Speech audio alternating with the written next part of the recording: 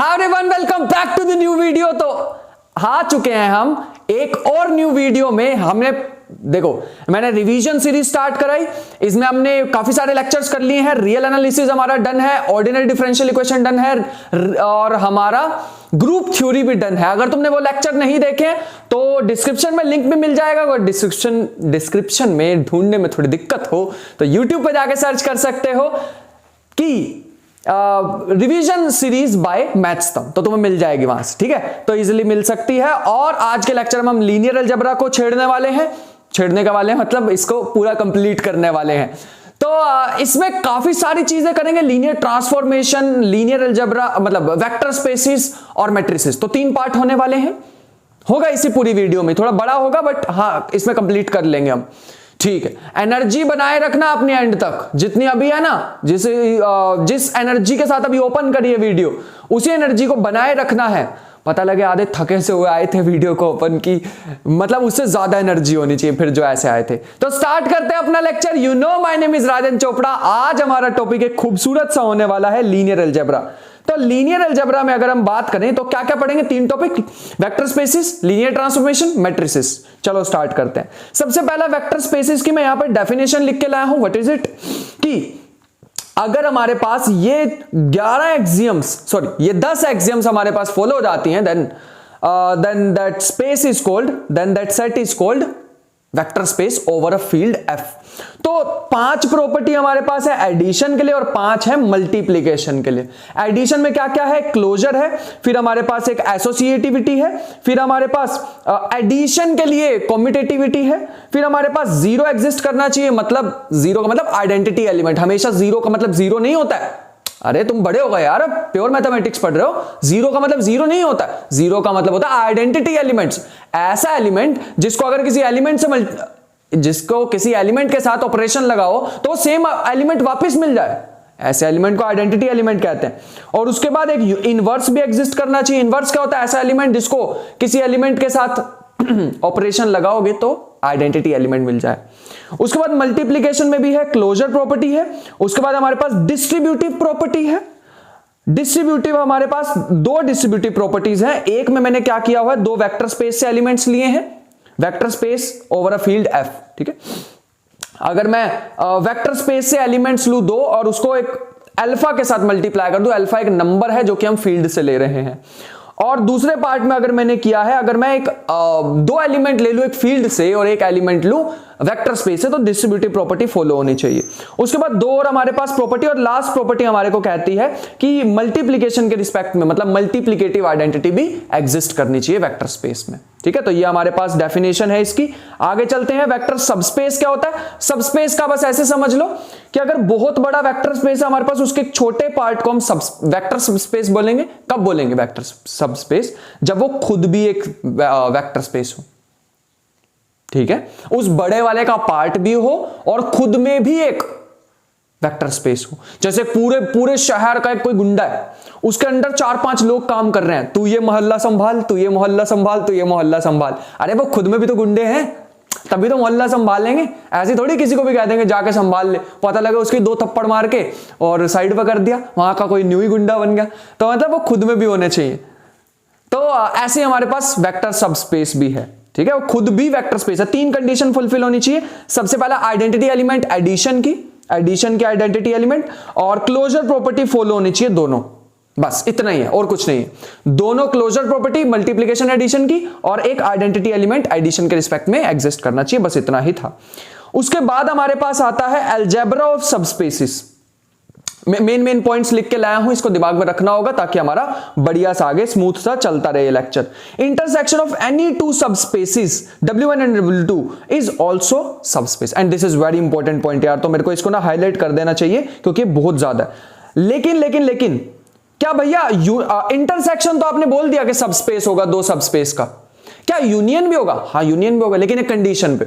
Union of 2 subspaces is a subspace if and only one is contained in another. मतलब अगर मान लो 2 है W1 W2, तो अगर W1 कंटेन होगा W2 में तब बात बनेगी, या W2 कंटेन होगा W1 में तब बात बनेगी, तब वो यूनियन उसका सबस्पेस बनाने वाला, वरना नहीं होगा, ठीक है, चलो बढ़िया। उसके बाद हमारे पास दो चीजें आती हैं, linear combination and linear span. Linear combination की बात मैंने डिफरेंशियल इक्वेशन में भी की थी कि अगर मान लो हमारे पास y1 y2 दो सॉल्यूशन हमारे पास एग्जिस्ट कर रहे हैं, तो alpha times y1 plus beta times y2 ये भी एक सॉल्यूशन होता है, and this is called linear combination of this two solutions. ठीक है, लीनियर क्यों बोल रहे हैं, क्योंकि पावर यहां पे अल्फा की पावर यहां पे ए की कितनी दे रखी है, 1 दे रखी है। तो यहां पे मैंने लिया हुआ है अल्फा लिए हैं, मतलब वेक्टर्स लिए हैं, बहुत सारे वेक्टर्स मैंने लिए हैं वेक्टर स्पेस से, और नंबर मैंने लिए हैं मतलब कोफिशिएंट लिए हैं फील्ड से, दोनों की मल्टीप्लीकेशन करूंगा तो ऐसा कुछ a1 alpha 1 plus a2 alpha 2 up to सोन an अल्फा एन। ये इसको अगर मैं बीटा मान लूं तो इस बीटा का नाम क्या होता है, लीनियर कॉम्बिनेशन। ठीक है, चलो बढ़िया। लीनियर स्पैन हमारे पास क्या होगा, मान लो हमारे पास एक नॉन एम्प्टी सेट है, मैं पूरी डेफिनेशन नहीं लिखा है, बड़ी सी डेफिनेशन होती है, इसको छोटा बना दिया। एक हमारे पास नॉन एम्प्टी सेट है, सबसेट है किसका, वेक्टर स्पेस का। तो लीनियर स्पेस हमारे पास होगा, जितने भी लीनियर कॉम्बिनेशन पॉसिबल हो सकते हैं उन्हें उठा के एक डिब्बे में डालो, उस डिब्बे का नाम क्या होता है, लीनियर स्पैन। समझ आया मैंने क्या कहा, एक बार और रिपीट करूं पक्का। चलो, अगर मैं एक सबसेट उठा लूं नॉन एम्प्टी एक वेक्टर स्पेस का V का, तो उसके जितने भी डिफरेंट पॉसिबल लीनियर कॉम्बिनेशंस हो सकते हैं उसी को हम क्या कहते हैं, उसी डिब्बे को, उसी सेट को हम क्या कहते हैं, लीनियर स्पैन। ठीक है, आगे कोई इंपॉर्टेंट पॉइंट है लीनियर स्पैन के बारे में कि linear span of any set of a vector space is a subspace of V generated by S। मतलब कहने का क्या है, लीनियर स्पैन एक ऐसा सेट होगा जिसको कौन जनरेट कर रहा है, S, क्योंकि S के एलिमेंट से ही तो बना है वो। अरे लीनियर स्पैन का जो डिब्बा था वो डिब्बा किससे बना हुआ है, वो डिब्बा भैया बना है S के एलिमेंट से, फिर उसको जनरेट कौन करेगा, S। तो यही तो लिखा है, बढ़िया। और वो सबस्पेस भी होने वाला है, ये भी बात मैंने यहां पे लिखी है, ये भी मैं हाईलाइट कर देता हूं, is a subspace of V generated by S, बढ़िया। हाँ, आगे चलते हैं। Suppose S is the non empty subset of this, a vector alpha belongs to will be in this subspace generated by S if it can be written as the linear combination over F of a finite number of vector belonging to S। मतलब क्या है कहने का, इसमें ये कह रहे हैं कि किसी भी अल्फा को मैं S के लीनियर कॉम्बिनेशन में लिख सकता हूं, जहां पे S क्या है, S is a non empty subset. अगर मैं ऐसा कर पा रहा हूं तो इन्होंने क्या कहा, if it can be written as then it will be subspace, then a vector will be in the subspace of V generated by S। मतलब ये लीनियर स्पैन में कब होगा, ये जो अल्फा वेक्टर है, alpha belongs to V of F है, ये कब होगा लीनियर स्पैन में, ये तब होगा जब मैं इसको जनरेट कर सकता हूं by an element by a set S से मैं इसको जनरेट कर सकता हूं। और जितने भी चीजें जनरेट होती, जितने भी एलिमेंट जनरेट होते हैं उनको कहां रखा जाता है, उस डिब्बे का नाम क्या था, लीनियर स्पैन। तो मैं लीनियर स्पैन के डब्बे में उठा के डाल दूंगा वो अल्फा को, क्योंकि अल्फा किसके द्वारा लिखा गया है, S के एलिमेंट्स के द्वारा लिखा गया है। बढ़िया, बहुत अच्छे।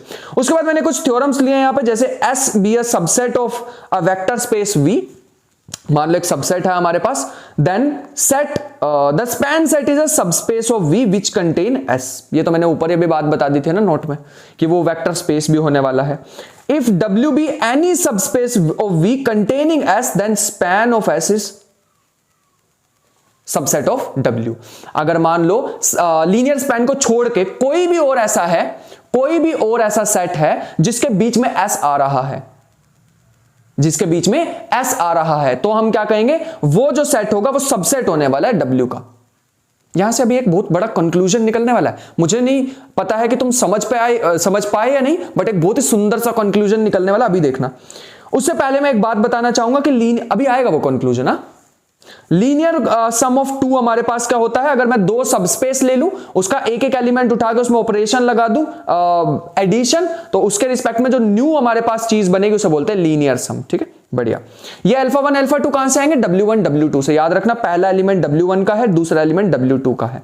लीनियर सम पे भी बहुत सारे पॉइंट्स है जिसको मैं एक एक करके बताता हूं। जैसे लीनियर सम जो है एक सबस्पेस होता है वेक्टर स्पेस का, तो कभी कभी MSQ में ये क्वेश्चन दे दें तो इसको थोड़ा ध्यान रखना। इसके बाद हमारे पास W1 W2 जो है वो ऐसे भी लिखा जा सकता है, मतलब W1 W2 जो है वो कौन जनरेट करेगा। अच्छा, ये वाला साइन जो होता है ना यार, ये बताता है, जो इसके अंदर लिखा होगा ना, जैसे मैंने ऐसे लिखा, इसका मतलब होता है सेट जनरेटेड बाय S। ऐसे ही ये जो लिखा हो इसका मतलब क्या है, set generated by W1 union W2। बढ़िया, that is linear span of W1 intersection W2 क्या होने वाला है, W1 प्लस W2। भैया समझ नहीं आया, सिर के ऊपर से बात निकल गई, चलो एक और बार बता देते हैं। जिस भी सेट को अगर मैं जनरेट करूं तो उसका मतलब हो जाता है लीनियर स्पैन। अब यहां पे लीनियर स्पैन कौन जनरेट कर रहा है? W1 union W2। ये जिसको जनरेट करेगा वो किसके इक्वल होगा? W1 प्लस W2 का। And this is very important point, तो मैं इसको हाईलाइट कर देता हूं। ठीक है, बढ़िया, आगे चलते हैं। तो एक दो और पॉइंट्स यहां पे दे रखे हैं, जैसे सबसेट के S और T दो सबसेट हैं, और लीनियर स्पैन अगर मान लो S T का सबसेट है तो linear span of S will be subset of linear span of T। ऐसे ही मैंने यहां पे एक दो पॉइंट्स और लिख रखे हैं, इसको ध्यान से पढ़ना, काम आ जाएंगे ये भी। ठीक है तो प्योर मैथमेटिक्स की थोड़ी यही बात होती है कि यार याद रखने वाली चीजें हमारे पास काफी हो जाती हैं, तो इसको थोड़ा सा ध्यान रखोगे तो बढ़िया एकदम समझ आएगा। आगे चलते हैं। नेक्स्ट हमारे पास क्या है? वेक्टर स्पेस एंड सबस्पेस के कुछ और पॉइंट्स है, वही जो मैंने ऊपर लिखे थे उसको एक बार और लिखने की कोशिश की है, मतलब और फिल्टर कर दिया मैंने उसको, तो एक बार खुद से रीड कर लेना। उसके बाद मैं डायरेक्टली आना चाहूंगा लीनियरली डिपेंडेंट और इंडिपेंडेंट पे। इसके बारे में मैं बता सकता हूं कि मान लो हमारे पास है, एक मिनट रुको, हाँ, मान लो हमारे पास है A1 alpha 1 plus A2 alpha 2 up to सोन AN अल्फा n, जहां पे हमारे इक्वल टू 0, जहां पे हमारे पास ये जो A आईज हैं ये बिलोंग कर रहे हैं फील्ड में, और ये जो अल्फा आईज हैं ये बिलोंग कर रहे हैं vector space over field F। ठीक है, अगर मान लो ये 0 के इक्वल हो रहे हैं एंड ऑल अल्फाज आर 0, मतलब ये 0 तभी हो सकते हैं, ये जो मैंने लीनियर कॉम्बिनेशन लिखा है ये लीनियर कॉम्बिनेशन सिर्फ तभी 0 हो सकता है when all AIs are 0। If all AIs are 0 then this is called then linearly independent. नहीं भैया, सिर के ऊपर से बात चली गई थोड़ी सी, दोबारा बताने की कोशिश करते हैं। अगर ये लीनियर कॉम्बिनेशन है, ये लीनियर कॉम्बिनेशन में सारे के सारे कोफिशिएंट 0 करोगे तभी 0 बनेगी, वरना ये इक्वेशन 0 बन ही नहीं रही है, तब हम उसे लीनियरली इंडिपेंडेंट कहते हैं। अगर इनमें से एक भी, if even only one AIs is non zero, एक भी नॉन जीरो आ गया देन तो हम उसको क्या कहेंगे? Linearly dependent. तो ये लीनियरली इंडिपेंडेंट डिपेंडेंट की डेफिनेशन थी जो कि काफी ज्यादा इंपॉर्टेंट है। ठीक है, आगे चलते हैं। तो लीनियरली डिपेंडेंट इंडिपेंडेंट पे कुछ पॉइंट्स हैं जिनको मैं हाईलाइट करना चाहूंगा, तो ध्यान से सुन लो। If two vectors are linearly dependent then one of them is scalar multiple of another. ठीक है, अगर मान लो यहां पे लिखा C1 alpha 1 plus C2 alpha 2, तो ऑब्वियस सी बात है मैं इसको लिख सकता हूं alpha 1 is equal to minus C2 alpha 2 divide by, sorry एक मिनट रुको, इसको मैं लिख सकता हूं C1 alpha 1 plus C2 alpha 2 equal to, तो मैं इसको लिख सकता हूं alpha 1 is equal to minus के C2 अल्फा 2 अपॉन में C1। तो मैं एक को दूसरे के टर्म्स में लिख सकता हूं, तो ये इन्होंने भी कहा है scalar multiple of other. Next point में कहा है कि अगर कभी भी हमारे पास लीनियरली इंडिपेंडेंट की बात हो तो ये वेक्टर कभी भी तुम्हें दिखे, आगे जाके हम इन्हें बेसिस वेक्टर भी बोलेंगे, लेकिन ये जो वेक्टर हमारे पास होते हैं 1 0 0 0 1 0 0 0 1, इस टाइप के जो वेक्टर होते हैं हमारे पास, वो यूनिट वेक्टर टाइप के, यूनिट मैट्रिक्स टाइप के, वो हमारे पास हमेशा लीनियरली इंडिपेंडेंट होते हैं, ध्यान रखना पड़ेगा। मान लो हमारे पास if set S of vector space V of F is linearly independent, मान लो हमारे पास इंडिपेंडेंट है, एक लीनियरली इंडिपेंडेंट है, then none of the vectors can be zero vector. एक भी अगर जीरो वेक्टर हो गया तो मैंने क्याለት था, सारे के सारे कोफिशिएंट जीरो होंगे तभी जीरो होना चाहिए, लेकिन यहां तो ये कह रहे हैं कि यहां पे ये कह रहे हैं कि लीनियरली, मतलब वही बात कहना चाह रहे हैं कि लीनियरली इंडिपेंडेंट होने के लिए इनमें से एक भी जीरो नहीं होना चाहिए, नन लिखा हुआ, मैं सोच रहा था कि यहां मिस्टेक है। Then none of the vectors of alpha i can be zero vector, अगर एक भी जीरो हो गया तो दिक्कत हो जाएगी। ठीक है, बढ़िया। Every superset of linearly dependent set is linearly dependent, मतलब ऐसा कोई सेट है जो कि कंटेन कर रहा है S को and S is linearly dependent, तो वो every superset is also linearly dependent, तो वो बड़े वाला सेट भी क्या होगा? लीनियरली डिपेंडेंट होगा। लेकिन एनी सबसेट, देखो बड़े वाले सेट में से छोटा सेट निकाल सकते हो जो लीनियरली इंडिपेंडेंट हो, बात समझ आती है। लेकिन अगर तुम बड़े सेट में एक छोटे वाला लीनियरली डिपेंडेंट सेट डालते हो, इसका मतलब क्या है? वो भी लीनियरली डिपेंडेंट हो जाएगा। ठीक है, बढ़िया। एक शार्क डाल दो अगर तुम तालाब में, बात बन गई क्या ये एग्जांपल यहां पे? ठीक है, मतलब कभी कभी होता है एग्जांपल नहीं बैठते हैं फिट। आगे चलते हैं हम अपना, हाँ तो बनाऊंगा, देखना अभी शार्क वाला एक एग्जांपल। तो यहां से हमें बात समझ आ गई, system consisting of single non zero vector is always linearly independent. मतलब अगर मान लो एक ही एलिमेंट एक सेट में अल्फा, एक ही अल्फा बस, और वो नॉन जीरो है। ऑब्वियस सी बात है, अगर इसको तुम्हें जीरो करना तो जीरो से ही मल्टीप्लाई करनी पड़ेगी, खुद तो जीरो है नहीं, तो ये लीनियरली इंडिपेंडेंट हो जाएगा। अच्छा मुझे एक बात बताओ, जीरो वेक्टर कैसा होता है, लीनियरली डिपेंडेंट या इंडिपेंडेंट? ऑब्वियस सी बात है लीनियरली डिपेंडेंट, क्योंकि उसको किसी भी नॉन जीरो नंबर से मल्टीप्लाई कर लो वो वैसे ही जीरो बना देगा, तो लीनियरली डिपेंडेंट होता है जीरो वेक्टर, कहीं लिख लेना। A vector of space as a set is linearly independent, linearly dependent. ठीक है, एक दो बातें हैं जिसको खुद से पढ़ना होगा तुम्हें, तुम्हारे लिए छोड़ के जा रहे हैं। और मैंने यहाँ पे एक बात भी लिखी है, पॉलिनोमियल के जो हमारे पास इसको आगे जाके बेसिस बोलेंगे, अभी बेसिस वाला टॉपिक आएगा, बट ये हमारे पास linearly independent set of vectors होते हैं। आगे जाके जब मैं इसकी मैट्रिक्स बनाऊंगा ना तब तुम्हें और अच्छा समझ आएगा। नेक्स्ट हमारे पास 10 पॉइंट पे आते हैं, a set of vector space which contain zero vector is linearly dependent. अभी 2 मिनट पहले ही तो बताई ये बात मैंने, कि अगर मान लो जीरो वेक्टर किसी में भी आ गया लीनियरली डिपेंडेंट हो जाएगा वो। एक मैंने कुछ एग्जांपल्स लिख रखे हैं, इन एग्जांपल्स को एक बार देख लेना कि ये सारे के सारे हमारे पास ये हमारे पास लीनियरली डिपेंडेंट के और ये लीनियरली इंडिपेंडेंट के कुछ एग्जांपल लिख रखे हैं। लेकिन भैया अगर हमारे पास पेपर में कोई लीनियरली डिपेंडेंट इंडिपेंडेंट सेट दे दिया और हमें कैसे पता लगेगा, हम उसको चेक कैसे करेंगे? तो बेटे मैंने उसके लिए ना एक वीडियो बना रखी वेक्टर स्पेस के नाम से, मंजिल सीरीज में। वहां पर जाके अगर तुमने 1-1.5 घंटा उसमें बिता लिया ना तो ऐसा तुम्हें फील होगा कि यार अब दो कोई क्वेश्चन, अब करके दिखाएंगे हम, अब हमारे भैया ने सिखा दिया है, ऐसा फील होने लग जाएगा। तो उसको देख सकते हो। इसमें मैंने पूरा क्वेश्चन तो नहीं करके दिखा सकता, रिवीजन सीरीज है। नेक्स्ट हमारे पास पॉइंट्स आते हैं, ये हमारे पास कुछ बेसिक से पॉइंट्स हैं, इनको रीड कर सकते हो, ये तुम्हारे लिए छोड़ देते हैं, बिल्कुल बेसिक से पॉइंट्स, और इसको डायरेक्ट ही दिमाग में रखना है। अगर आ जाए तो हमारे पास सीधे टिक करके आने वाले चीजें हैं, ठीक है? तो एक बार वीडियो को पॉज करके ध्यान से पढ़ लो, वीडियो पॉज करो, पढ़ो, चलो आ जाओ आगे चलते हैं।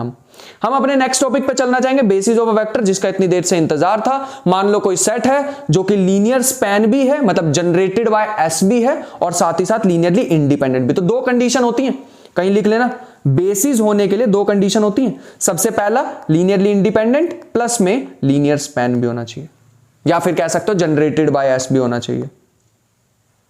ऐसे लिखते हैं इसको, बढ़िया सी डेफिनेशन बनाते हैं। मान लो एस है हमारे पास linearly independent plus generated by S, तो ऐसा कोई सेट हमारे पास दे रखा जो कि जनरेटेड बाय एस भी है और लीनियरली इंडिपेंडेंट भी है, तो हम उसको क्या कहेंगे? बेसिस वेक्टर कहेंगे। ठीक है, बढ़िया, आगे चलते हैं। Number of elements in a basis vector is called dimension. जैसे फॉर एग्जांपल 1 0 0 0 1 0 0 0 1, तीनों लीनियरली इंडिपेंडेंट, तीनों लीनियरली इंडिपेंडेंट है। जैसे 1x x², तीनों लीनियरली इंडिपेंडेंट है। कितने एलिमेंट्स हैं? 3, तो डायमेंशन भी कितना होगा? 3। तो ये तो बोलना चाह रहे हैं ये भी।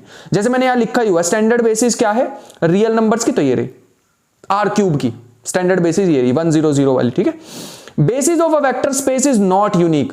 किसने कहा तुम्हें सिर्फ यही R³ की बेसिस एग्जिस्ट करेगी? 1 0 0 0 1 0 0 0 1, किसने कहा सिर्फ ये एग्जिस्ट करेगी? नहीं नहीं नहीं नहीं, मैं तो ये कह रहा हूं कि ये स्टैंडर्ड बेसिस है, मैं तो ये कह रहा हूं ये भी एक बेसिस है, ये तो नहीं कह रहा हूं ये ही एक बेसिस है। तो there are infinitely many number of basis vectors. ठीक है, चलो स्टैंडर्ड बेसिस पॉलिनोमियल की दे रखी है, स्टैंडर्ड बेसिस Rn की दे रखी है, ये रही। ये जो E1 E2 E3 दे रखे ना स्टैंडर्ड बेसिस में, वही है 1 0 0 0 0 0 अप टू सो ऑन, फिर 0 1 0 0 0 अप टू सो ऑन, ऐसे है। ठीक है, चलो उसके बाद हमारे पास ऑर्डर्ड बेसिस की बात की। ऑर्डर्ड बेसिस वही, अगर तुम पहले रख दोगे E1 को तो 1 0 0, जैसे 4 वेक्टर की बात करी तो ऐसे अगर मैं इनको रख दूंगा, ये हमारे पास क्या बन जाएगा? ऑर्डर्ड बेसिस बन जाएगा। तो इसको मैंने बोल दिया E1 E2 E3 E4, ये हमारे पास ऑर्डर्ड बेसिस का काम करेगी। ठीक है, बढ़िया। फाइनाइट डायमेंशनल वेक्टर स्पेस कौन सा होता है? ऐसा स्पेस जो कि जनरेटेड बाय बेसिस वेक्टर हो, फाइनाइट बेसिस वेक्टर, तो उसे हम क्या कहेंगे? Finitely generated vector space. इसको FDVS के नाम से जाना जाता है, बहुत फेमस नाम है। If there exist a finite subset V such that V is equal to linear span of S, V is equal to linear span of S, और किससे जनरेट हो? Finite number of basis vector से generate हो। ठीक है, अगर मान लो कोई बेसिस एग्जिस्ट ही नहीं कर रही है तो हम उसे कहेंगे इनफाइनाइटली जनरेटेड वेक्टर स्पेस, या फिर हम उसको कहेंगे infinite dimension vector space, IDVS। तो एक होता है FDVS finite dimensional vector space, एक होता है IDVS, तो इस चीज का ध्यान रखना होगा। बढ़िया। नोट हमारे पास क्या दे रखा? Basis of zero subspace is empty set. Zero subspace को हमें जनरेट करने के लिए किसी वेक्टर की जरूरत नहीं पड़ेगी। ठीक है, क्योंकि वो हम रुको, हाँ एग्जिस्टेंस थ्योरम पे आ गए। एग्जिस्टेंस थ्योरम हमें क्या कहती है, there exist a basis for each finitely generated vector space and this is very important, highlight मैं कर चुका हूं। क्या कहना चाह रहे हैं ये कि कोई भी अगर हमारे पास FDVS है, फाइनाइटली जनरेटेड वेक्टर स्पेस है, फाइनाइट डायमेंशनल वेक्टर स्पेस है, तो उसकी बेसिस वेक्टर जरूर एग्जिस्ट करेगी। अगर एग्जिस्ट ही नहीं करेगी तो भैया वो इनफाइनाइट डायमेंशन हो जाएगा, डेफिनेशन ही गलत हो जाएगी फिर तो हमारी। रिप्लेसमेंट थ्योरम हमारे को क्या कहती है, if vector space V of F is a vector space which is generated by finite number of vectors, then any linearly independent set of vectors in V contain not more than n elements। मतलब क्या है कि अगर कोई basis vector है तो उसके बीच में कितने एलिमेंट्स हो सकते हैं, n ही एलिमेंट्स हो सकते हैं। ठीक है, any independent set of vectors in V contains no more than n elements। ठीक है, मतलब मैं इसको और इजी लैंग्वेज में समझाने की कोशिश करता हूं। ये कहना चाह रहे हैं कि एक V है जो कि किससे जनरेट हो रखा है, ये जनरेट हो रखा है 5 वेक्टर से। ठीक है, 5 से नहीं 3 से ले लेते हैं तो मेरे को समझाने में इजी होगा। 1 0 0 0 1 0 0 0 1, ये 5 वेक्टर से जनरेट हो रखा V। तो V is generated by these 3 vector, 5 क्यों बोल रहा हूं यार मैं, this is generated by 3 vectors E1 E2 E3। समझ आ गया, E1 E2 E3 से ये जनरेट हो रहा है। बढ़िया भैया, बहुत अच्छे। अब ये कह रहे हैं कि कोई भी अगर तुम लीनियरली इंडिपेंडेंट सेट लोगे V से तो उसमें 3 से ज्यादा वेक्टर नहीं आ सकते। ये बढ़िया थ्योरम है भाई साहब, रिप्लेसमेंट थ्योरम। इसका मतलब है कोई भी अगर लीनियरली इंडिपेंडेंट सेट लोगे अब तुम V के अंदर से तो उसमें 3 से ज्यादा या फिर n डायमेंशनल वेक्टर स्पेस है तो n से ज्यादा नहीं आ पाएंगे। बढ़िया। एग्जिस्टेंस थ्योरम हमारे पास क्या कहती है, एवरी लीनियरली इंडिपेंडेंट, एक मिनट रुको बस, हाँ, every linearly independent subset of a finite dimensional vector space can be extended up to basis of V। मतलब कहने का क्या है, अगर तुम कोई भी मेरे पास लेके आओगे linearly independent set of vectors लेके आओगे तो मैं उसको एक्सटेंड कर सकता हूं और उसको बेसिस वेक्टर बना सकता हूं। तो यहां पे ये भी थ्योरम हमारे लिए इंपॉर्टेंट है। वैसे मुझे इसको रब करके ऐसे ही लिख देना चाहिए कि ऑल आर इंपॉर्टेंट। ठीक है, बढ़िया हो जाएगा ना। हाँ, अब ठीक है, बढ़िया। उसके बाद हमारे पास आता है मैक्सिमल लीनियरली इंडिपेंडेंट सेट। अब ये क्या होता है समझो, मतलब कहने का क्या है कि अगर मान लो एक वेक्टर स्पेस है जो कि जनरेट हो रहा है n एलिमेंट से, अगर तुमने उसमें एक और एलिमेंट डाल दिया ना, मतलब यहां पे यही कह रहे हैं कि a finite set of vectors is maximal linearly independent set if it include any other vector would make it linearly dependent. मान लो तुम एक लीनियरली इंडिपेंडेंट सेट लेके आए, S मान लेते हैं उसे, तुमने अगर उसमें एक भी और वेक्टर डाल दिया तो वो लीनियरली डिपेंडेंट हो जाएगा। समझ पा रहे हो, अगर एक वेक्टर स्पेस है जिसमें n एलिमेंट्स हैं लीनियरली इंडिपेंडेंट, अगर तुमने उसमें एक और भी एलिमेंट डाल दिया तो वो लीनियरली डिपेंडेंट हो जाएगा, दूषित हो जाएगा वो, तो उसे हम क्या कहेंगे, उसे हम कहेंगे मैक्सिमल लीनियरली इंडिपेंडेंट सेट। मतलब नाम से ही समझ आ रहा है यार, मैक्सिमम लीनियरली इंडिपेंडेंट सेट का मतलब है मैक्सिमम नंबर ऑफ एलिमेंट्स उसमें है जो कि काम कर देंगे। ठीक, बढ़िया। इसके बाद यहां पे कहा भी हुआ each set of n+1 vectors और more finite dimensional space of is linearly dependent. मतलब अगर मान लो एक वेक्टर स्पेस है, उसका डायमेंशन है n, लेकिन तुम n+1 वेक्टर का एक सेट बना दिया मान लो तुमने, तो वो लीनियरली डिपेंडेंट होगा। यहां पे पढ़ सकते हो। ठीक है, चलो एक दो और पॉइंट्स है जिन्हें तुम्हें खुद पढ़ना है। मैं उन पॉइंट्स पे ज्यादा फोकस कर रहा हूं और बाकी पॉइंट्स तुम्हारे लिए छोड़ रहा हूं जिन पे प्रीवियस ईयर में बहुत ज्यादा बन रहे। तो बाकी को वीडियो पॉज करके तुम्हें समझना है ध्यान से, और वो समझाने वाले है भी नहीं पॉइंट्स। ठीक है, खुद ही पढ़ के समझ आ जाएंगे तुम्हें। बढ़िया। आई एम अज्यूमिंग कि यार हम पढ़ के आए हुए हैं एक बार, ये है ना। If V is a finite dimensional vector space of dimension n, then V cannot be generated by n-1 elements. मतलब कहने का क्या है, अगर उसका डायमेंशन n है तो n-1 से जनरेट नहीं कर पाओगे। ऑब्वियस सी बात थी ये तो, है ना, अगर तुमने पढ़ा होगा तो, वरना तो तुम सोचोगे क्या ही कह दिया भैया। चलो आ जाओ। VBF FDVS then the followings are equivalent। मतलब अगर कोई FDVS तुम्हें दे रखा है फाइनाइट डायमेंशनल वेक्टर स्पेस, तो बाकी चीजें भी ट्रू होंगी कि n एलिमेंट्स जो हमारे पास है लीनियरली इंडिपेंडेंट वो बेसिस वेक्टर होंगे, या फिर तुम उन्हें बोल सकते हो मैक्सिमल लीनियरली इंडिपेंडेंट सेट, अगर क्योंकि एक और डाल दे वो डिपेंडेंट हो जाएगा, उसे ही तो कहते हैं मैक्सिमल लीनियरली इंडिपेंडेंट। तो बेसिस, मैक्सिमल लीनियरली इंडिपेंडेंट और मिनिमल जनरेटिंग सेट एक ही बात होती है। मिनिमल जनरेटिंग सेट का मतलब होता है इसके नीचे अगर तुम जाओगे n एलिमेंट से कम ले लोगे तो तुम जनरेट नहीं कर पाओगे, तो वो होता है हमारे पास मिनिमल जनरेटिंग सेट। ज्यादा लोगे तब भी जनरेट नहीं कर पाओगे, कम लोगे तब भी नहीं, तो n एलिमेंट्स तुम्हें लेने पड़ेंगे, ठीक है। बहुत अच्छे। उसके बाद डायमेंशन ऑफ सबस्पेस की बात हुई, अभी तक मैंने डायमेंशन ऑफ स्पेस की बात की थी, अब डायमेंशन ऑफ सबस्पेस की बात की है। तो यहां पे लिखा भी हुआ अगर मान लो दो सबस्पेस है हमारे पास इक्वल है तो उनके डायमेंशन भी आपस में इक्वल दो सबस्पेस इक्वल होंगे जब उनके डायमेंशन भी इक्वल होने वाले हैं, इस चीज का ध्यान रखना। वैसे तो इफ एंड ओनली वाली कंडीशन है, आपस में दोनों इक्विवेलेंट ही होंगी हमारे पास स्टेटमेंट्स, ठीक है। बस ये ध्यान रखना जो हमारे पास सबस्पेस होगा उसका डायमेंशन छोटा है वेक्टर स्पेस से। आगे चलते हैं। If W is a subspace of finite dimensional vector space and each linearly independent set is finite then is a part of basis vector. मतलब कोई भी एलिमेंट अगर तुम लोगे वो लीनियरली इंडिपेंडेंट निकला, जो कि किस में आ रहा था, वो आ रहा था W में, तो वो बेसिस वेक्टर का पार्ट था। एक्चुअल में जो तुमने वेक्टर लिया है ना वो बेसिस वेक्टर का पार्ट था, ठीक है, वही कहना चाह रहे हैं। बढ़िया। और भी बातें एक दो कह रहे हैं यहां पे कि अगर मान लो S हमारे पास है बेसिस, मतलब जो बेसिस वेक्टर्स थे मैंने उसका एक सेट बना लिया S, तो अगर तुम कोई भी V का एलिमेंट उठाओगे, ओरिजिनल वेक्टर स्पेस का कोई एलिमेंट उठाओगे, तो वो लीनियर कॉम्बिनेशन में लिख सकते हो बेसिस वेक्टर की। और बेसिस वेक्टर होता है तो यही है, अरे यही तो होता है। क्या तुमने फिजिक्स में वो नहीं पढ़े I J K कैप? मेरे को पूरे स्पेस में कोई भी पॉइंट बता दो, मैं उसको जनरेट कर दूंगा I J K लगा के।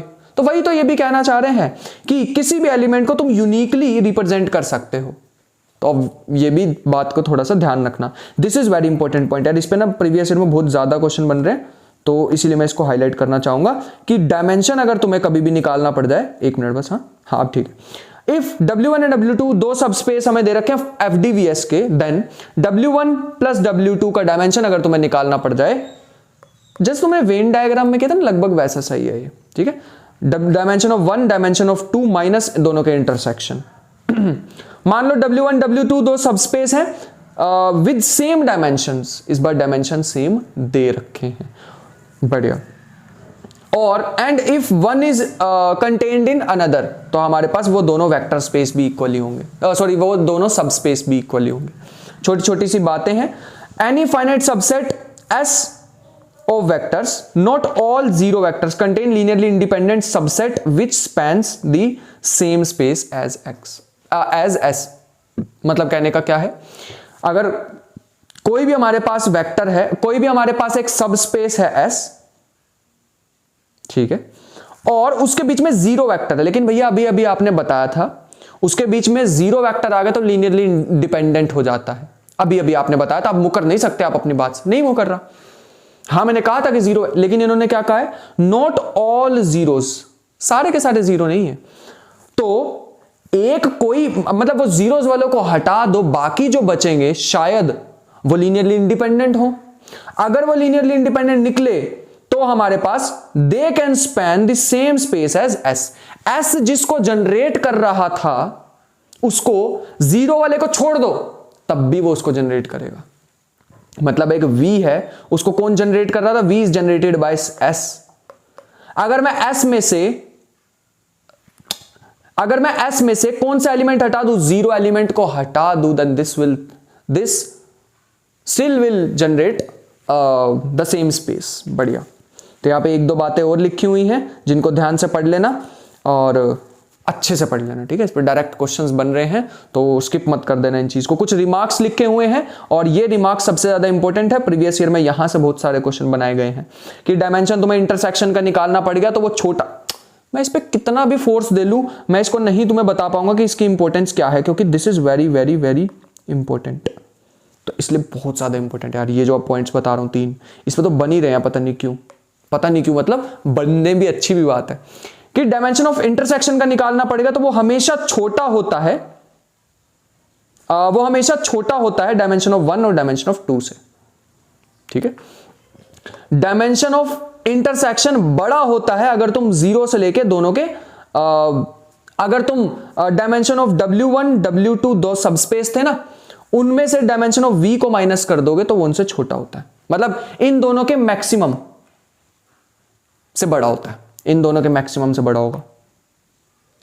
मान लो इनका डायमेंशन हमारे पास आ गया 1, मतलब डायमेंशन ऑफ W1 निकाला, डायमेंशन ऑफ W2 निकाला, dimension of V of F निकाल लिया, और इनको ऐड करके इससे सब्ट्रैक्ट किया, आंसर आया 1। ठीक है, तो मैक्सिमम ऑफ 0 और 1 क्या होता है? मैक्सिमम ऑफ 0 और 1 होता है भैया, ऑब्वियस सी बात है 1 बड़ा है। तो ये कहना चाह रहे हैं कि जो W1 इंटरसेक्शन W2 है, इसका जो डायमेंशन हमारे पास आने वाला है, ये डायमेंशन 1 से तो बड़ा ही होगा या 1 के इक्वल होगा, ये पक्का कह सकते हैं, 1 से छोटा नहीं होने वाला है। तो these are very important properties, और लास्ट में मैंने सारों को कंबाइन यहां पर दिखा रखा है। ठीक है, तो इसको रीड कर लेना अच्छे से, काफी ज्यादा इंपॉर्टेंट चीज थी। अब बाकी यहां पे तुम्हारे लिए छोटी सी चीज छोड़ के जा रहे हैं, रिजल्ट्स ऑन डायमेंशन। डायरेक्ट रट लो इसे, रट लो। जैसे मैंने बताया है, कोई मैट्रिक्स आ गई हुज फर्स्ट रो इज 0, पहली रो 0 है तो उसको डायमेंशन बताओ, दूसरी रो 0 है, ऐसे ऐसे अलग अलग चीजें बता रखी हैं। जैसे मैंने स्केलर मैट्रिक्स का डायमेंशन बता रखा है। मैंने स्केलर मैट्रिक्स कौन सी होती है? जिसमें डायगोनल ही होता है और वो भी सारे सेम ही होते हैं एलिमेंट्स। तो उसमें कितने एलिमेंट्स की जरूरत पड़ेगी? 1 की। अरे मैंने अगर कोई स्केलर मैट्रिक्स बनानी तो A बाकी 0 0 0, तो कितने एलिमेंट्स की जरूरत पड़ रही है? 1 की। तो डायमेंशन कितना हो गया? 1। जितने एलिमेंट उतने जितने एलिमेंट्स उतने ही तो मेरे को रिक्वायरमेंट होगी वेक्टर्स की, उतने ही हमारे पास डायमेंशन हो जाने वाले हैं। ऐसे ही आगे मैंने लिखे हुए सिमेट्रिक मैट्रिक्स में कितने होते हैं? n² + n/2, या फिर ऐसे याद रखो ना, n+1/2। क्यों भैया ऐसा क्यों है सिमेट्रिक मैट्रिक्स में? क्योंकि सिमेट्रिक मैट्रिक्स में डायगोनल और उससे ऊपर जो होते हैं वही एलिमेंट्स नीचे रिपीट होते हैं, है ना। डायगोनल के ऊपर जो एलिमेंट होते हैं वही तो नीचे रिपीट होते हैं, तभी तो सिमेट्रिक मैट्रिक्स कहते हैं उसे। बढ़िया। और अगर मैं बात करूं स्क्यू सिमेट्रिक की तो हो जाएगा n² - n, मतलब n(n-1/2)। रीजन यही वाला जो पहले बताया था। इसमें भैया कम क्यों हो गए हैं? क्योंकि इसमें डायगोनल 0 होता है स्क्यू सिमेट्रिक में। ठीक है। Dimension of vector space containing null space, अच्छा नल स्पेस का तो 0 ही होने वाला है। तो कुछ पॉइंट्स है जिसको ध्यान रखना। बढ़िया, आगे चलते हैं हम। हमारे पास नेक्स्ट क्या दे रखा है? इंपॉर्टेंट रिजल्ट्स अगेन, जैसे मैंने बता रखा, only subspace of R and 0 subspace, मतलब ट्रिवियल सबस्पेस कहते हैं इसे ना। एक तो खुद होगा और दूसरा 0 सबस्पेस होगा। बढ़िया। तो एक दो यहां पे और भी रिजल्ट दे रखे हैं जिन्हें तुम्हें खुद से रीड करना है और बढ़िया से एकदम रीड करके आगे बढ़ना है। ठीक है, वीडियो पोस्ट करके। कुछ मैं बता देता हूं जो मेन है। VBF FDVS और इसका डायमेंशन हमें दे रखा है n। Then any subset V which contain more than n elements will be linearly dependent. मतलब अब n से ज्यादा किसी में भी आ गए तो लीनियरली डिपेंडेंट हो जाएगा, क्योंकि n लीनियरली इंडिपेंडेंट वेक्टर्स किसको जनरेट कर रहे हैं? V को जनरेट कर रहे हैं। डायमेंशन का मतलब ये होता है कि बेसिस वेक्टर में कितने एलिमेंट्स, अभी बताया मैंने। No subset of V which can fewer than n vectors can span V, मतलब ना तो उससे ज्यादा होने चाहिए, ज्यादा होंगे तो लीनियरली डिपेंडेंट हो जाएगा, और अगर कम हुए तो जनरेट नहीं कर पाएगा पूरे स्पेस को। ठीक है, अगर मान लो मैं 3 डायमेंशनल स्पेस लेके आ गया और मैंने तुम्हें सिर्फ i j इंक्लूड अलाउ कर दिया कि इसको यूज कर सकते हो, तो तुम सिर्फ XY प्लेन को ही जनरेट कर पाओगे। XY प्लेन को, इस प्लेन को जनरेट कर पाओगे, 3D एक्सिस पे नहीं जा पाओगे। समझ पा रहे हो? हाँ। और भी यहां पे एक दो बातें लिख रखी हैं, जैसे C is a 2 dimensional vector space over R, है ना। वो आर्गेंट प्लेन पढ़ा होगा ना, यहाँ पे रियल एक्सिस होती है, यहाँ पे इमेजिनरी एक्सिस होती है। कॉम्प्लेक्स प्लेन जो होते हैं वो 2 डायमेंशनल वर्जन होता है रियल नंबर का, मतलब नंबर के भी डायमेंशन होते हैं, नंबर के भी 0 1 2 ऐसे डायमेंशन होते हैं, है ना। ज्यादा तो मैं जाऊंगा नहीं क्वाड्रेनियंस पे। ठीक है, नेक्स्ट हमें दे रखा है C is a 2-dimensional vector space over R and is infinite dimensional vector space over Q.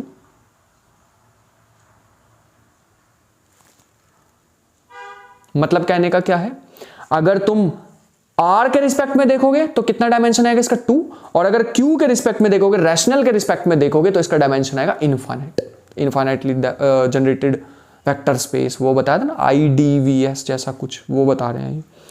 ठीक है, तो एक दो पॉइंट्स और हैं, उसे भी पढ़ लेते हैं और फटाफट खत्म करते हैं, जो कि हमारे पास है। Let V be a vector space of finite field के हमारे पास इस बार फील्ड का नाम चेंज कर दिया है।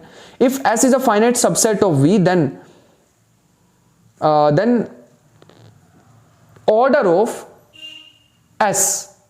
of a space generated by S is finite। अगर फील्ड फाइनाइट है ना तो S जो हमारे पास एक सेट होगा, एक सबसेट होगा V का, अगर मैं उसका ऑर्डर देखूं, जितने भी एलिमेंट्स ये जनरेट कर सकता है, जितने भी एलिमेंट्स ये जनरेट कर सकता है वो फाइनाइट होंगे। समझ आ रही है बात? ठीक, बढ़िया, बहुत अच्छे। नेक्स्ट हमारे पास है, अगर हमारे पास कोई सबसेट ले लूं, अगर मैं कोई सेट ले लूं generated by X union Y, X और वाई हमारे पास सबसेट हैं वाई के, सब स्पेस नहीं है, सबसेट हैं, याद रखना। तो हमारे पास मैं उनको कैसे लिख सकता हूं, एक्स यूनियन वाई को generated by X generated by Y, उनका लीनियर सम लिख सकता हूं। अभी बताया था ना लीनियर सम, तो मैं इनको अलग अलग करके इनका लीनियर सम लिख सकता हूं। तो मुझे लगता है ये अभी अभी कहीं बात बताई भी थी। अरे वो बिल्कुल सेम ही बात है यार, वो अभी बताया था ऐसे W1 union W2 is equal to W1 plus W2। तुम कहोगे भैया ये तो सब स्पेस थे, तो फिर बताना जरा ये लीनियर स्पैन जो होता है ये सब स्पेस नहीं होता? हाँ भैया ये होता है। तो ये दोनों सेम ही स्टेटमेंट लगभग लिखी हुई हैं, तो परेशान नहीं होना। बढ़िया, लास्ट पॉइंट है हमारे पास, we are n dimensional vector space over a field F where F मतलब फील्ड का जो हमारे पास ऑर्डर दे रखा, ऑर्डर का मतलब नंबर ऑफ एलिमेंट्स कितने हैं, P, और P प्राइम होना चाहिए, then the number of elements in V is P raise to power n। काफी इंपॉर्टेंट पॉइंट है, डायरेक्ट यूज हो जाएगा फॉर्मूला में, ऐसे घुमा के इस पे चीजें नहीं बनेंगी। चलो आगे चलते हैं। यहां पे मैंने कुछ फॉर्मूला लिख रखे हैं, अगर तुम्हें नंबर ऑफ बेसिस निकालनी है तो यहां से निकाल सकते हो, बस याद रखना फील्ड कैसी होनी चाहिए, ZP, इंटीजर मॉडुलो ग्रुप वाली। अब मॉडुलो ग्रुप क्या होता है मैंने ग्रुप थ्योरी के लेक्चर में बताया था। अगर तुम्हें ऑर्डर्ड बेसिस चाहिए तो उसका ये फॉर्मूला है, n से डिवाइड करना रहने दो, एक मिनट रुको बस। हाँ, अगर तुम्हें ऑर्डर्ड बेसिस चाहिए तो उसका ये फॉर्मूला है, और हमारे पास नंबर ऑफ सब स्पेसिस जानने हैं R डायमेंशन के, तो ये formula, this is very important है, लास्ट वाले पे काफी ज्यादा क्वेश्चन बन रहे हैं। चलो सो नेक्स्ट पे चलते हैं, हमारे पास है डिसजॉइंट सबस्पेसिस। अब एक चीज ध्यान रखना है, यहाँ पे हाइपर स्पेस की भी डेफिनेशन थी, अपने काम की नहीं है तो मैंने हटा दी है, इसलिए मैंने यहां से हटाने का मेरा मोटिव ये है कि हमारे पास कुछ भी अभी एक्स्ट्रा ना सीखे ना, एग्जाम पास है और एक्स्ट्रा चीजें ना ही सीखे तो अच्छी बात है।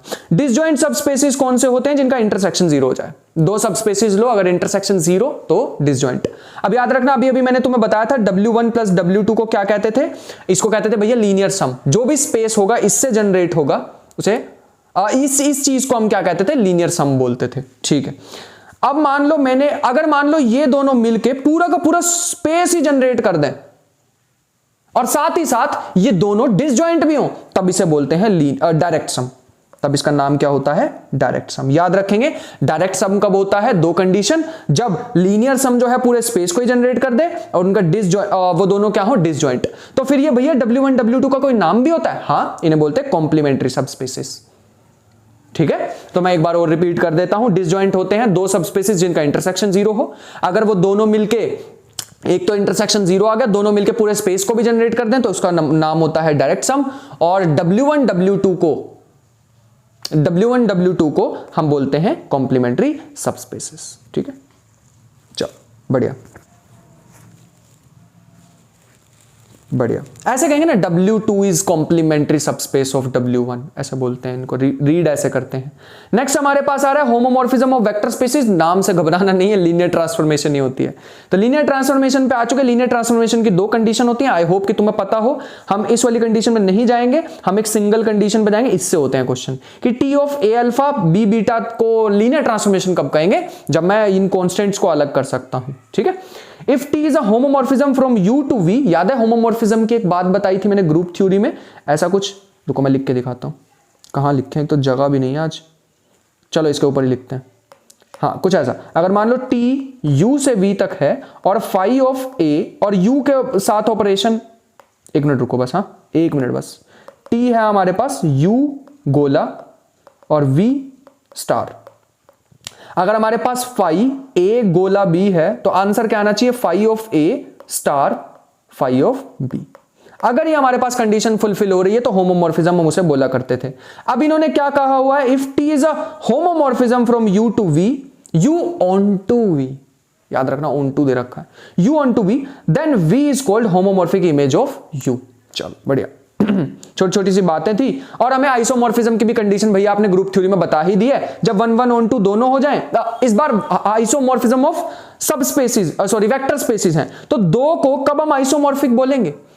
मान लो एक वेक्टर स्पेस हमें v ऑफ f दे रखा है, एक u ऑफ f दे रखा है, क्या ये दोनों सेम है या अलग है? तो इसके लिए मेरे को चेक करना पड़ेगा। ये आइसोमॉर्फिक का मतलब होता है बस नाम अलग अलग है, बाकी चीजें सेम है।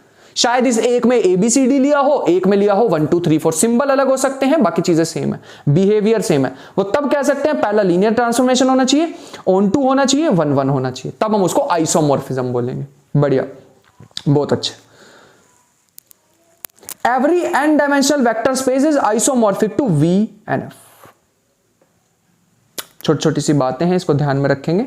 Two finite dimensional vector space over the same field are isomorphic if and only if they are of same dimension। Dimension same होना चाहिए। T from U to V को, V और U को तुम कब बोल सकते हो आइसोमॉर्फिज्म? जब उनके डायमेंशन सेम होने वाले हैं, ठीक है। अरे वरना बेसिस में ही अलग वेक्टर हो जाएंगे तो आइसोमॉर्फिज्म किस बात के? आइसोमॉर्फिज्म का मतलब होता है सब कुछ कॉन्ग्रुएंट वर्ड सुना ना, लगभग वैसा ही। तो अगर मान लो हमारे पास बेसिस वेक्टर में सेम नंबर ऑफ वेक्टर्स हैं, वो भी एक कंडीशन है आइसोमॉर्फिज्म की, ठीक है।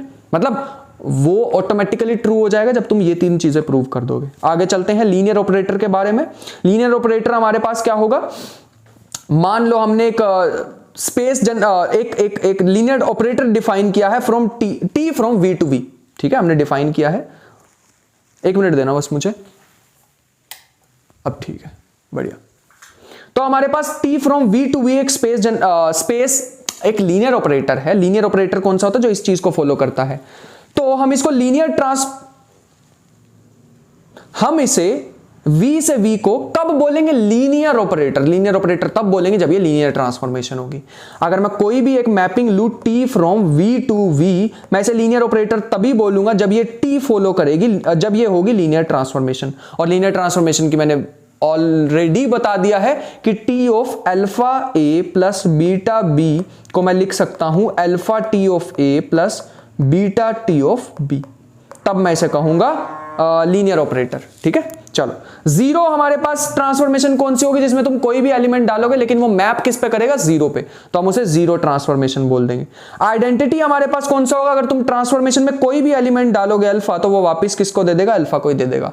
या फिर ऐसा लिख सकते हो T of alpha A is equal to, ऐसा हो जाएगा अल्फा टी ऑफ।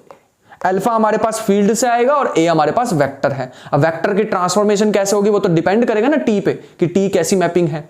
जैसे मान लो तुमने अल्फा डाला एक ट्रांसफॉर्मेशन टी में और बाहर आ गया साइन अल्फा, तो ये ट्रांसफॉर्मेशन पे डिपेंड करेगा ना कि वो क्या करेगा। क्या पता वो ट्रांसफॉर्मेशन लॉग में कन्वर्ट करती हो। अल्फा डालो और लॉग अल्फा मिलेगा, आलू डालो सोना मिलेगा, तो ठीक है, बढ़िया।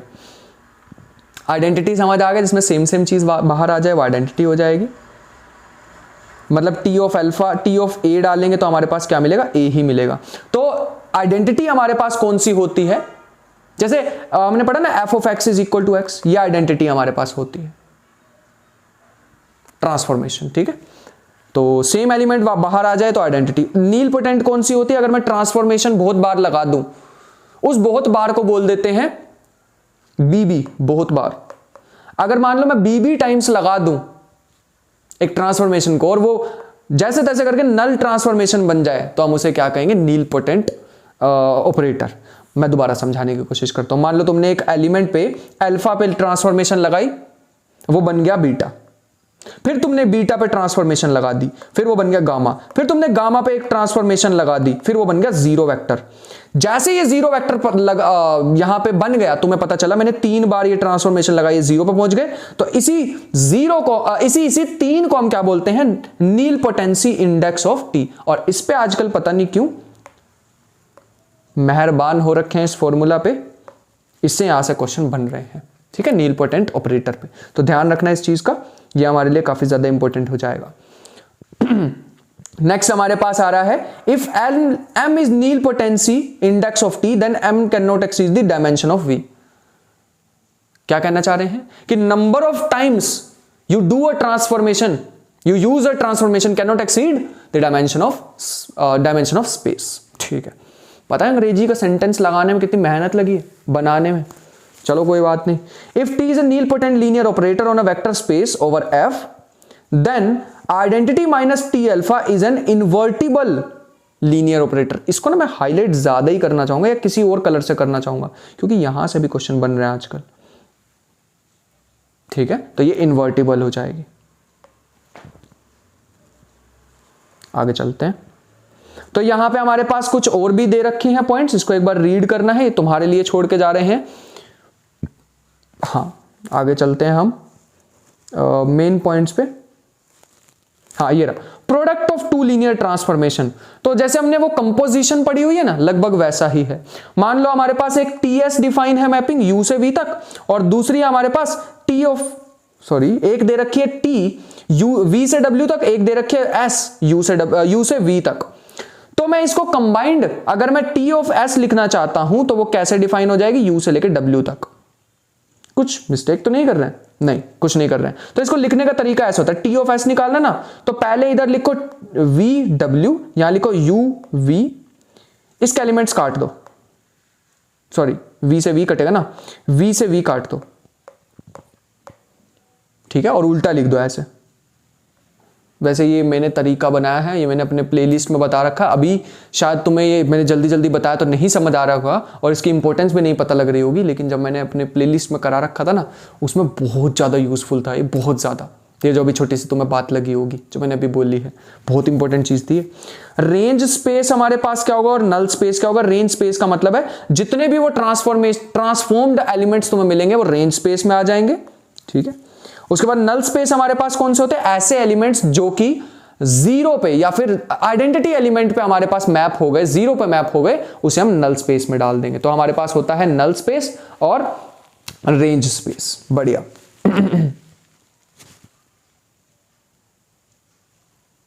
आगे चलते हैं, नॉन सिंगुलर ट्रांसफॉर्मेशन। ये भी हमारे, ये तीनों ही टॉपिक इंपॉर्टेंट है, रेंज, नल और तीसरा है नॉन सिंगुलर ट्रांसफॉर्मेशन। ये हमारे पास क्या होती है non singular transformation. Let T be a transformation from U to F, then it is said to be null if the null space of it contains a zero vector alone। मतलब एक ही vector इसमें हो, बस ये zero को ही zero पे map कर रहा हो। जरूरी नहीं है कि आइडेंटिटी एलिमेंट जीरो ही होगा, जो भी आइडेंटिटी एलिमेंट होगा उसको किस पे मैप कर दे, जीरो पे, तो हम उसे नॉन सिंगुलर मैट्रिक्स कहेंगे। बात आ रही है समझ? चलो ठीक है, बहुत बढ़िया।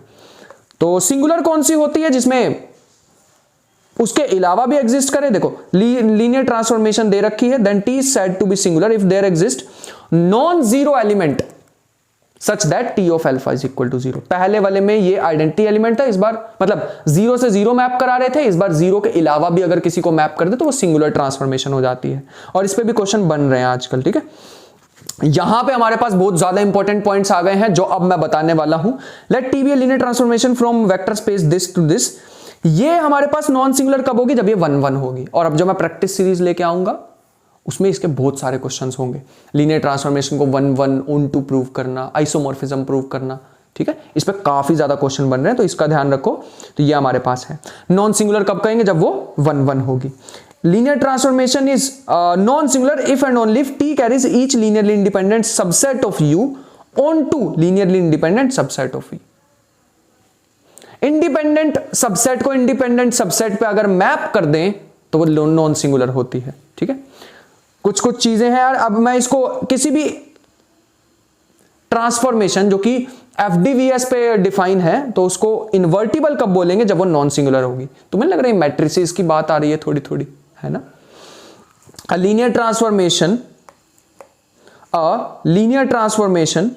linear operator T on a finite dimensional vector space is invertible if it is on to। तो ये काफी सारी कंडीशंस हैं जिसको ध्यान रखना, तो हमारे काम आ जाएगा, ठीक है। बढ़िया। अच्छा, और भी एक दो चीजें हैं, जैसे यहां पे ये देखो, यहां पे हमारे पास है rank and nullity of linear transformation. तो रैंक और नलिटी हमारे पास कैसे आती है। रैंक क्या होता है, डायमेंशन अगर तुम निकालो रेंज स्पेस का, जो अभी मैंने तुम्हें ऊपर रेंज स्पेस बताया है, इस रेंज स्पेस के डायमेंशन मतलब नंबर ऑफ एलिमेंट्स, जो भी एलिमेंट्स हैं ट्रांसफॉर्मेशन हमें दे रहा है नॉन जीरो वेक्टर, वो अगर तुम काउंट कर लो तो वो डायमेंशन होगा और उसी को ही हम रैंक बोलते हैं। और जितने भी नल स्पेस में आएंगे वो सारे नलिटी में चले जाएंगे। इस पे ना मैंने बहुत खतरनाक धांसू सी एक वीडियो बनाई है, उसको जरूर देखना क्योंकि यहां से बन रहे हैं यार क्वेश्चन, ऐसे कोई प्रमोशन वाली बात नहीं है। इसके बाद हमारी सबसे ज्यादा इंपॉर्टेंट थ्योरम आ चुकी है जिसका नाम है, मैं यहां पे रुको रुको रुको रुको, 1 मिनट दो बस, वेरी वेरी वेरी इंपॉर्टेंट, ये हमें लिखना पड़ेगा, ठीक है। रैंक नलिटी थ्योरम हमारे पास काफी ज्यादा इंपॉर्टेंट है। ये बताती है कि अगर तुम रैंक को नलिटी में ऐड कर दोगे तो तुम्हें डायमेंशन मिलेंगे। तो एलिमेंट्स कहां कहां जा सकते हैं, या तो वो जाएंगे रैंक में या तो वो जाएंगे नलिटी में, इसके अलावा कहीं नहीं जा सकते। जो भी इन दोनों का रैंक और नलिटी आएगी उसको प्लस करोगे तो डायमेंशन मिल जाएगा। This is very very very very important. इसके लिए मैं तुम्हें बड़े वाले लेक्चर रिकमेंड नहीं करूंगा, इसके लिए मैं रिकमेंड करूंगा मंजिल सीरीज का लेक्चर। उसमें सिर्फ रिवीजन नहीं है, उसमें क्वेश्चंस करा रखे, बढ़िया वाले एकदम क्वेश्चन करा रखे हैं। Consequences of rank nullity theorem. Rank nullity theorem के क्या क्या कॉन्सिक्वेंसेज हैं? मान लो हमारे पास u और v, u से v तक डिफाइन है एक ऑपरेटर, लीनियर ऑपरेटर या लीनियर ट्रांसफॉर्मेशन, जिसमें डायमेंशन हमारे पास दोनों का सेम है, तो हम बहुत सारी बातें कह सकते हैं। तो मैं इसको तो यार हाईलाइट 2-3 बार भी कर दूं तो कम रहेगा, इसको तो बहुत अच्छी तरह हाईलाइट कर देना चाहिए, लेकिन गंदा सा लगेगा देखने में, तो एक ही बार कर देते हैं। बट यहाँ पे इंपॉर्टेंट पॉइंट्स बहुत है। टी नॉन सिंगुलर होगी, अगर रैंक नलिटी थ्योरम के अगर हम कॉन्सिक्वेंसेज देखें तो T is non singular, T is 1-1, और मेन बता देता हूं, transformation T transform every basis of U into every basis of V, ठीक है। बेसिस को बेसिस वेक्टर पे ही मैप कर देगा। इस पे आगे बहुत सारी चीजें मैं और भी बताने वाला हूं। आगे टी ऑन टू होगा, रैंक टी का क्या होगा एन, और अगर इनके डायमेंशन सेम हुए ना तब की बात है, ये याद रखना। इसके साथ इसको भी हाईलाइट करना चाहिए मुझे, डायमेंशन सेम होने चाहिए। और रैंक में कितने एलिमेंट्स होंगे n, नलिटी में कितने होंगे 0, और क्योंकि नॉन सिंगुलर कह रहे हैं तो इन्वर्टिबल होगी, तो टी इनवर्स एग्जिस्ट। आगे मैंने 1-2 बातें लिखी हैं, दिस इज ऑल्सो इंपॉर्टेंट, क्योंकि मैं हाईलाइट करता करता थक जाऊंगा, लेकिन ये पॉइंट्स कम नहीं होंगे, ये बहुत ज्यादा इंपॉर्टेंट हो रहे हैं पॉइंट्स।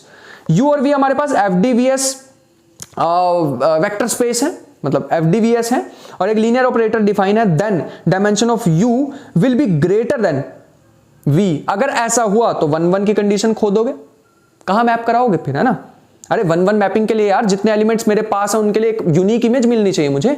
अगर डायमेंशन ही बड़ा हो जाएगा कहां से लोगे यूनिक, नहीं मिलेगा। तो इसका मतलब है टी कैन नॉट बी 1-1, 1-1। और अगर इसका बड़ा हो गया डायमेंशन तो ऑन-टू नहीं रहेगा फिर। तो अगर इक्वल हुआ तो 1-1 ऑन-टू दोनों है, तो वो तो मैंने ऑलरेडी लिख दिया कॉन्सिक्वेंसेज में। बढ़िया। एक हमारे पास एक इनइक्वालिटी है जो कि सुपर इंपॉर्टेंट है, इसको ध्यान रख लेना। ये हमारे पास क्या है, अगर तुम रैंक ऑफ ए और बी को प्लस कर दोगे, वैसे तुम्हें ये भी याद रखनी चाहिए इनइक्वालिटी, इसको मैं लिख दूंगा वेरी वेरी इंपॉर्टेंट, तो कोई गम नहीं होगा, क्योंकि यहां से देखना तुम्हारे पास बनेंगे क्वेश्चन। ये इनइक्वालिटी, ठीक है, नेम से ना भी याद रहे बट याद जरूर रखनी है इसे। रैंक नलिटी की, रैंक की ये दे रखी है, नलिटी की ये दे रखी है, और इस पर क्वेश्चन बनते हैं, दिखाएंगे जब तुम्हें क्वेश्चंस कराएंगे। बाकी ये तुम्हारे लिए कुछ पॉइंट्स लिख के लाया हूं, इसको रीड करना है लीनियर ट्रांसफॉर्मेशन के बारे में, ये तुम्हें रीड करने हैं, ठीक है। थोड़ा सा होमवर्क तुम्हें दूंगा तभी तो इसको रीड करोगे, वरना तो तुम छोड़ दोगे उसे, ये भैया ने तो करा ही दिया था और बस हो गया, इतना ही था। अच्छा मेरे से मेहनत कराओगे सारी की सारी, तुम्हें भी करनी है, साथ में करेंगे यार मेहनत, है ना, तब मजा आएगा एकदम।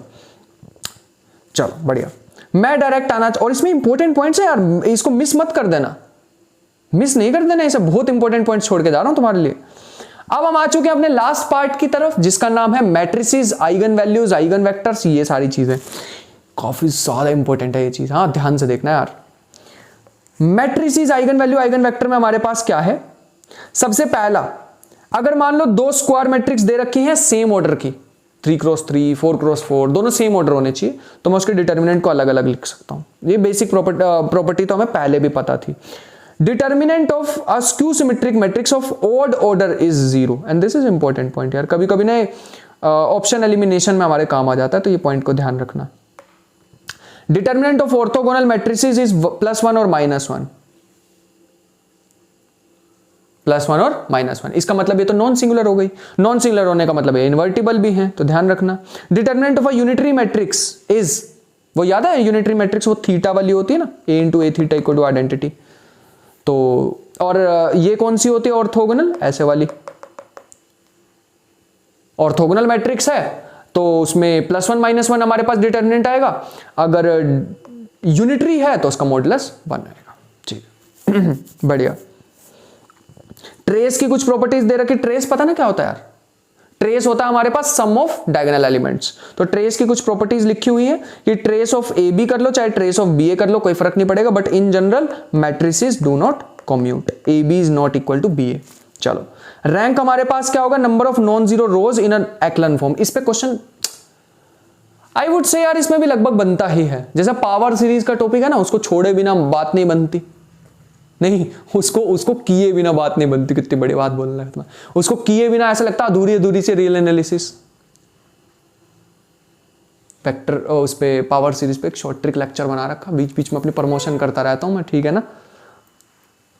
ऐड तो चला नहीं रहे हम, खुद ही करनी पड़ेगी बीच बीच में। तो रैंक जो हमारे पास है काफी ज्यादा इंपॉर्टेंट चीज है, इस पे क्वेश्चन बन रहे प्रीवियस ईयर में, देखो कि खुद ही पता लग जाएगा।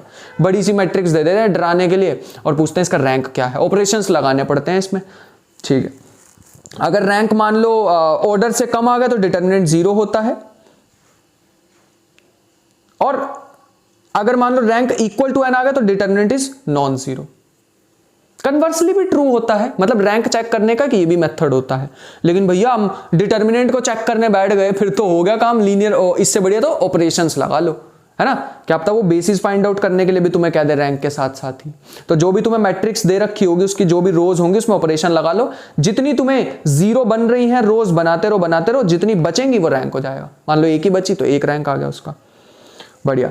ये 2 इंपॉर्टेंट पॉइंट है, इंपॉर्टेंट नहीं, these are very important points. Rank of A B is equal to, rank of A B is less than equal to minimum of rank of A B, ठीक है। और rank of A plus B क्या होता है, less than rank of A plus rank of B. ये 2 inequality हमारे लिए important थी। उसके बाद कंसिस्टेंट इक्वेशन की क्या कंडीशन होती है, जो ऑगमेंटेड मैट्रिक्स हम बनाते हैं उसका रैंक सेम होना चाहिए ए के साथ, रैंक सेम होना चाहिए, ठीक है। सम ऑफ आइगन वैल्यूज को ही ट्रेस बोलते हैं, और प्रोडक्ट ऑफ आइगन वैल्यूज क्या आती हैं, प्रोडक्ट ऑफ आइगन वैल्यूज हमारे पास डिटर्मिनेंट के इक्वल आती हैं। इस चीज को ध्यान रखना होगा, बढ़िया। इसके बाद हमारे, अच्छा लिखा ही हुआ प्रोडक्ट ऑफ आइगन वैल्यूज। उसके बाद हमारे पास है minimal polynomial of a matrix divides it's characteristic polynomial. मतलब मिनिमल पॉलिनोमियल छोटा होता है, कैरेक्टर छोटा या फिर इक्वल होता है कैरेक्टरिस्टिक पॉलिनोमियल से। 10 और मिनिमल पॉलिनोमियल पे ना यार काफी सारे क्वेश्चन आ रहे हैं, तो इसको भी ध्यान रखना। मैं साथ साथ बताता जा रहा हूं जो भी ट्रेंड रह रहा है पिछले सालों में। Every root of minimal polynomial is also a root of characteristic polynomial. मतलब जो मिनिमल पॉलिनोमियल का रूट होगा वो कैरेक्टरिस्टिक का भी होगा। Every root of characteristic polynomial is also a root of minimal polynomial, मतलब उल्टा भी है, ठीक है। अब मैट्रिक्स इज आइडमपोटेंट। आइडमपोटेंट कब कहेंगे, जब ए स्क्वायर इज इक्वल टू हमारे पास क्या आ जाए ए। और याद है नीलपोटेंट कब कहेंगे, जब A raise to power n is equal to null matrix बना दे, तो उसको इंडेक्स कहते हैं। पीछे भी बताया था ना नीलपोटेंट के बारे में। Every idempotent matrix, eigen value of every idempotent matrix is 0 और 1, या तो 0 होगा या 1 होगा, ठीक है। केले मिल्टन थ्योरम क्या कहती है, सारी की सारी मैट्रिसेस जो है उसको कैरेक्टरिस्टिक इक्वेशन को सेटिस्फाई करती हैं। इसके कॉन्सिक्वेंसेस मैंने वीडियो में वेक्टर स्पेस मंजिल में जो वेक्टर स्पेस है उसमें करा रखे हैं, बहुत बढ़िया से क्वेश्चंस भी कर रखे हैं। Eigen value of skew Hermitian matrix are इधर 0 और प्योरली इमेजिनरी। किसकी बात कर रहे हैं हम, याद रखना स्क्यू हार्मिशियन की बात कर रहे हैं, और हार्मिशियन की बात करें तो हमेशा रियल आता है, ठीक है। Eigen value of rank 1 matrix, rank 1 matrix और 0 और ट्रेस ऑफ मैट्रिक्स, ठीक है। उसके बाद बात कर रखी है square matrix is diagonalizable if, square matrix कब डायगोनलाइजेबल हो जाएगी, if it has n linearly independent eigen vectors. बढ़िया, डायगोनलाइजेबल की कंडीशंस बहुत ज्यादा इंपॉर्टेंट है, बनता हाईलाइट इसको भी। It has n linearly independent eigen vectors, it has n distinct eigen values. याद रखना distinct word is very important. Geometric multiplicity is equal to algebraic multiplicity. अब क्या होती है ज्योमेट्रिक मल्टीप्लिसिटी, अलजेब्राइक मल्टीप्लिसिटी, तुम मेरे को कमेंट बॉक्स में लिख के बताओगे, ठीक है, ताकि तुम्हारा रिवाइज हो जाए। Minimal polynomial has a distinct monic factor. Monic कौन सा होता है, जिसमें हाईएस्ट कोफिशिएंट जो होता है, हाईएस्ट पावर जो होती है पॉलिनोमियल की, उसका कोफिशिएंट 1 होना चाहिए, ठीक है। Symmetric matrix, skew symmetric matrix, involutory, idempotent, Hermitian, जितनी भी हैं ये सारी की सारी हमारे पास क्या होंगी, डायगोनलाइजेबल होंगी। And this point is also important, क्योंकि कभी कभी हमें ऑप्शन एलिमिनेशन करना पड़ जाता है, ठीक है, बढ़िया। नेक्स्ट हमारे पास है all non zero nilpotent matrices are not diagonalizable. Nilpotent matrices जो होती हैं उनको diagonalizable, all non zero nilpotent matrices are not diagonalizable. Rank 1 matrices with trace 0 are not diagonalizable. तो ये कुछ इंपॉर्टेंट पॉइंट्स है diagonalisable के, जिसको तुम देखते ही ऑप्शन को एलिमिनेट कर सकते हो। Rank 1 matrices with trace non zero are diagonalizable. Rank 1 होना चाहिए, लेकिन रैंक 1 होने के साथ साथ उसकी ट्रेस नॉन जीरो होनी चाहिए, तब वो डायगोनलाइजेबल होती है। इस चीज का ध्यान रखना होगा तुम्हें। नेक्स्ट हमारे पास एक दो पॉइंट्स है लास्ट, उसको भी पढ़ लेते हैं कि if A be a square matrix of order n, then rank of A is less than n-1, then rank of adjoint of A is 0। अब एडजॉइंट की बात भी थोड़ी सी कर लेते हैं। अगर n-1 आया, n-1 से भी छोटा आया, तो रैंक ऑफ एडजॉइंट ऑफ ए 0 हो जाएगा सीधा सीधा। ऐसे ही मान लो रैंक ऑफ ए हमारे पास इक्वल टू n-1 आ गया, तो रैंक ऑफ एडजॉइंट ऑफ ए 1 हो जाएगा। ये पॉइंट डायरेक्ट याद रखने वाले हैं, इन पर डायरेक्ट क्वेश्चन बनेंगे, ठीक है। Rank A is equal to n, then the rank of adjoint of A is also n, ठीक है। और बाकी हमें लास्ट एक इनइक्वालिटी दे रखी है रैंक की, ये मैंने पहले भी कराई अभी थोड़ी देर पहले, कि rank of A B is always greater than equal to rank of A plus rank of B minus में ऑर्डर। ये ऑर्डर दे रखा है, याद रखना, this is order of matrix. इस चीज का हमें ध्यान रखना होगा। आई होप कि चीजें तुम्हें समझ आई होंगी। नेक्स्ट देखते हैं हमारे पास क्या है, मिलते हैं, जल्दी मिलते हैं एग्जाम के बाद, ठीक है। सो आई होप कि चीजें तुम्हें समझ आई होंगी आज की, मजा भी आया होगा लेक्चर में, काफी सारी न्यू चीजें सीखने को मिली होंगी। एक बार दो बार जितनी भी तुम्हारे को रिक्वायरमेंट लग रही है इस वीडियो को देखने की, क्योंकि रिवाइज होएगा यार, बार बार जितनी भी बार इसको देखोगे रिवाइज होगा तुम्हारा। तो रिवीजन के लिए मेरे ख्याल से मैंने बेस्ट चीज तुम्हें टूल एक दे दिया है। आई होप तुम्हें बहुत ज्यादा हेल्प मिली होगी, और जो भी तुम्हारा पॉइंट ऑफ व्यू हो अगर कुछ भी, तो उसको कमेंट बॉक्स में शेयर कर सकते हो। मिलते हैं नेक्स्ट लेक्चर में, तब तक अपना ख्याल रखना, पढ़ाई करते रहना, मेहनत इतनी ढेर सारी करते रहना, इतनी ढेर सारी कि तुम्हें अगर कोई मार्स पे खड़ा होकर भी देख रहा है तो तुम दिख जाओ। अभी हम मार्स तक पहुंचे, धीरे धीरे ऐसे बाहर जाते रहेंगे सोलर सिस्टम के। तो मिलते हैं नेक्स्ट लेक्चर में, तब तक अपना ख्याल रखना, बाय बाय।